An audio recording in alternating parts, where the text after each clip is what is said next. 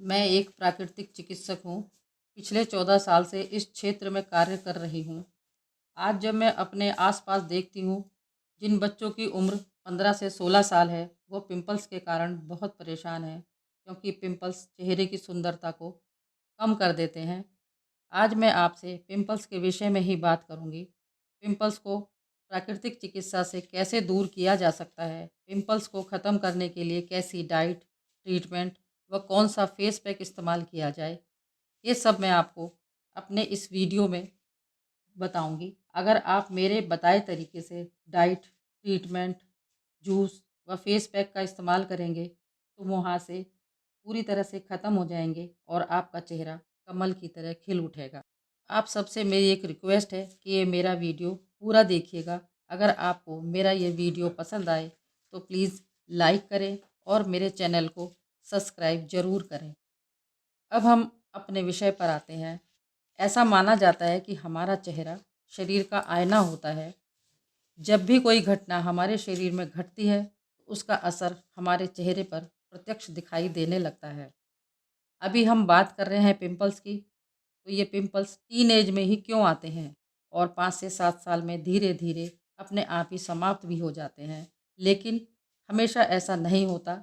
कभी कभी ये बहुत ज़्यादा परेशान करते हैं।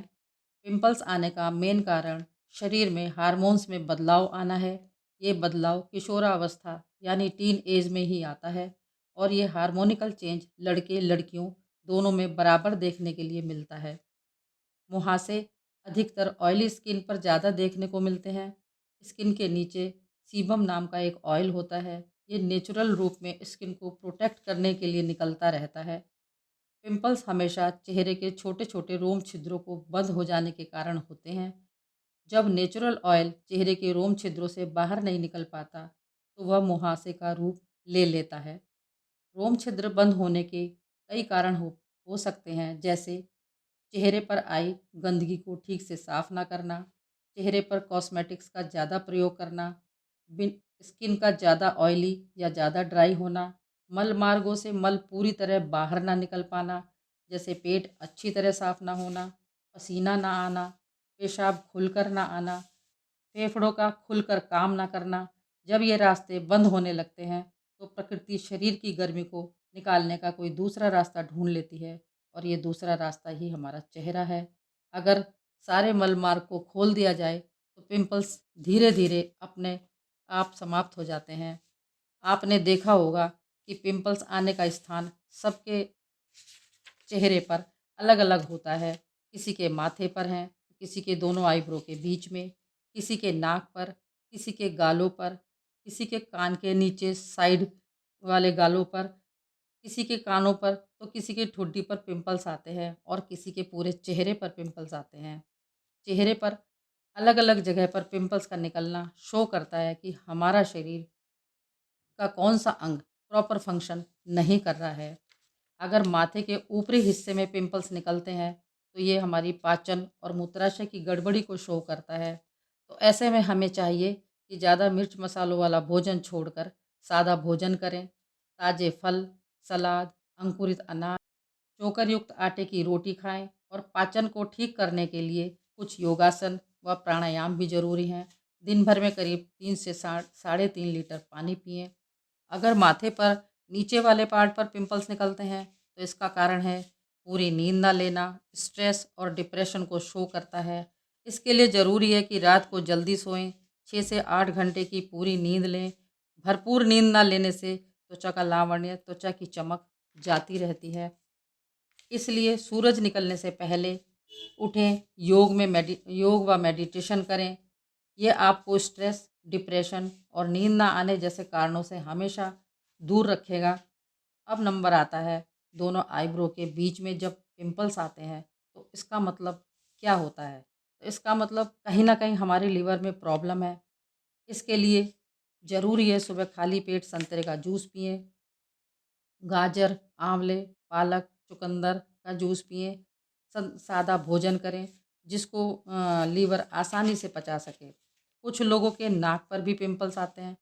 नाक पर पिंपल्स निकलने का मतलब है खून का गाढ़ा होना, यानी खून में बहुत सी अशुद्धियाँ आ गई हैं। ऐसे में हमें चाहिए कि जिस कारणों से अशुद्धियाँ आती हैं उसको हमें दूर करना है। बीड़ी, सिगरेट, शराब, किसी भी तरह के नशे से दूर रहना चाहिए। ज़्यादा चीनी, नमक, चाय, कॉफ़ी, मसालों से बनी चटपटी चीज़ों से दूर रहने की कोशिश करनी चाहिए। ताज़े फल, सलाद, सब्जियों के जूस, सूप आदि का अधिक सेवन करना चाहिए ताकि खून की अशुद्धियों को साफ़ किया जा सके। अब बारी आती है चेहरे पर गाल वाले हिस्सों की। अधिकतर गालों पर ही पिंपल्स ज़्यादा मात्रा में देखने को मिलते हैं। गालों पर पिंपल्स लंग्स, लीवर और पाचन की गड़बड़ी के कारण होते हैं। ऐसे में हमें ध्यान रखना है कि हम ऐसा कोई काम ना करें, ऐसी कोई चीज़ ना खाएं जो लंग्स, लीवर और पाचन की गड़बड़ी को बढ़ाए।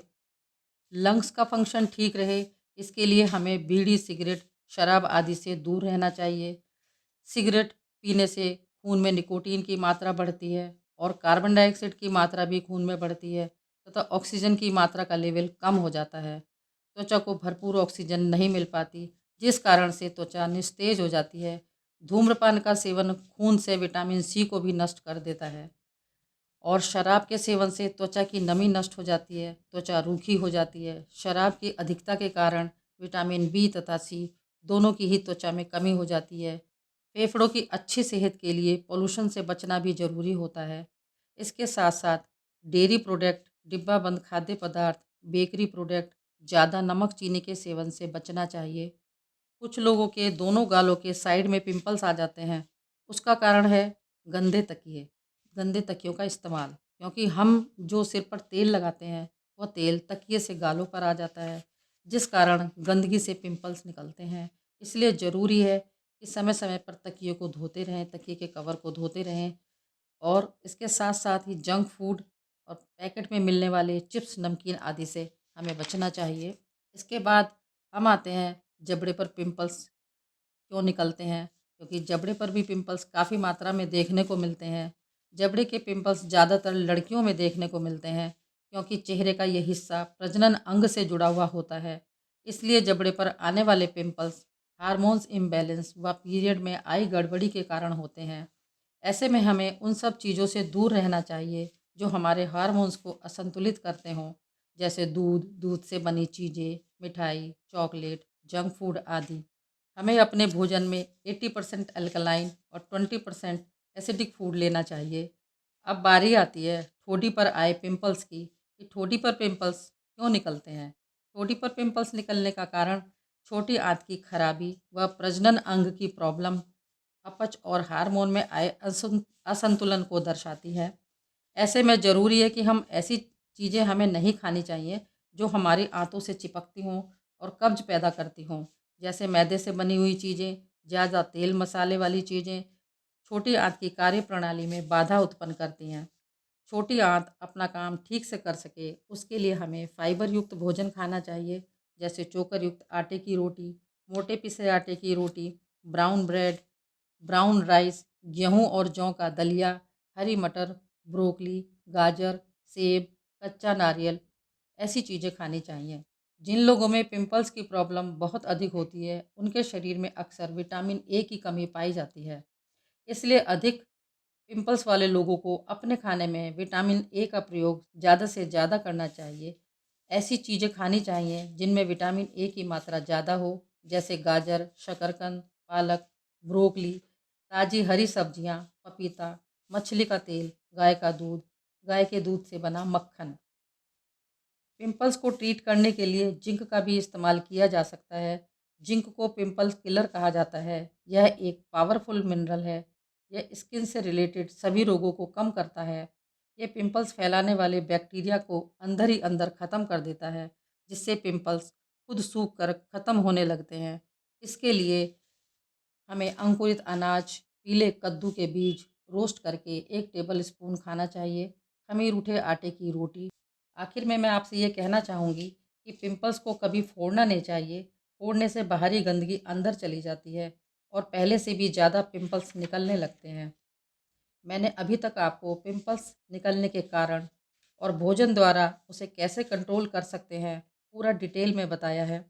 अब पिंपल्स को दूर करने के लिए प्राकृतिक चिकित्सा बताने जा रही हूँ, जिससे कि पेट की गर्मी बाहर निकल जाएगी और हमारे डाइजेशन के साथ साथ लीवर, लंग्स व किडनी की कार्य क्षमता भी बढ़ जाएगी। तो आप देखें, एक 8 बाई 12 का रुएदार टॉवल लेंगे और उसको ठंडे पानी में डिप करके हल्के हाथ से निचोड़ लें, ताकि थोड़ा बहुत पानी टॉवल के अंदर रह जाए। अगर सर्दियां हैं तो नल का ताज़ा पानी लें। अगर गर्मी का मौसम है तो ताज़े पानी में थोड़ा सा पानी फ्रिज की बोतल से मिला लें। वह इतना ठंडा होना चाहिए जैसे घड़े का पानी ठंडा होता है। अब इस टॉवल को नाभि को सेंटर मानते हुए पेट पर फैला दें। जब 2 मिनट हो जाएं तो टॉवल पलट दें। जब दूसरी तरफ से भी 2 मिनट हो जाएं तो टॉवल को उठाकर साइड में रख दें। फिर तेज़ रफ्तार से 20 मिनट तक टहलने के लिए जाएं या जॉगिंग कर लें। और अगर जॉगिंग का मन भी ना हो तो मोटी चादर ओढ़कर 20 मिनट के लिए लेट जाएं, ताकि पेट का टेम्परेचर नेचुरल रूप में आ जाए। डाइट कैसी लेनी है, ये तो मैं अपने वीडियो के साथ साथ बीच बीच में आपको बताती रही हूँ। उस डाइट को लेते हुए आपको गाजर का जूस भी रोज़ पीना है।